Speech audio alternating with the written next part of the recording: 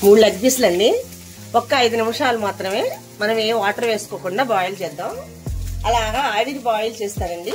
Fry చేసినప్పుడు చాలా smooth గా టేస్టీగా అన్ని పట్టి బాగుంటుందండి, మసాలాలు పట్టి. ఒక 5 నిమిషాలు మాత్రం బాయిల్ చేస్తాను కదండి. దీన్ని మనం ఇప్పుడు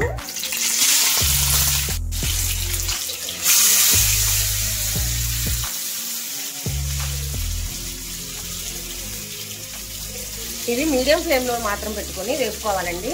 చిన్న మంట అన్నమాట, చిన్న మంట మీద వేపాలండి. పైనంతా క్రిస్పీగా కావాలంటే చాలా స్లోగా వేపుకోవాలన్నమాట మనం. అప్పుడే చాలా లోనంతా జ్యూసీగా పైనంతా క్రిస్పీగా వస్తుంది అనమాట. మీరు నా ఛానల్ కొత్తది కదండి, నన్ను సపోర్ట్ చేయండి. సబ్స్క్రైబ్ చేసుకోవడం మాత్రం మర్చిపోకండి. ఇలాంటివి ఎన్నో వీడియోస్ మీ ముందుకు వస్తాయి. థ్యాంక్ యూ అండి.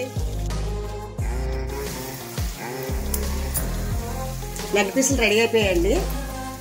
మనం దీన్ని అన్ని మసాలా పట్టించేసిన తర్వాత మసాలాలన్నీ 15 నిమిషాల పాటు మీడియం ఫ్లేమ్లో ఇలా గోల్డెన్ రంగు వచ్చే వరకు కూడా నెమ్మదిగా వేపుకోవాలండి. ఒక్క 5 మినిట్స్ మాత్రం నేను ఆవిరి పట్టించాను.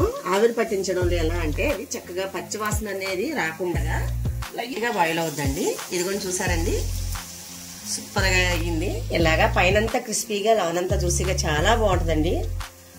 ఇది ఫుల్ ఆయిల్లో పోసి అంతా వేపనండి నేను. దీనికి తగ్గట్టుగా సరిపడంత ఆయిల్ మాత్రం వేసి వేపుకుంటాం మనం. ఇలాగా మన దీన్ని సరిపడంత ఒక 100 గ్రాముల లోపు నూనె వేసి వేపానండి. అలా వేపినప్పుడు మనం ఆయిల్లో డీప్ ఫ్రై అంటాం కదండి, అది కాదు చేసింది నేను. మీడియం ఫ్లేమ్ లో పెట్టి ఇలా జాగ్రత్తగా ఒక పక్కగా వేపానండి.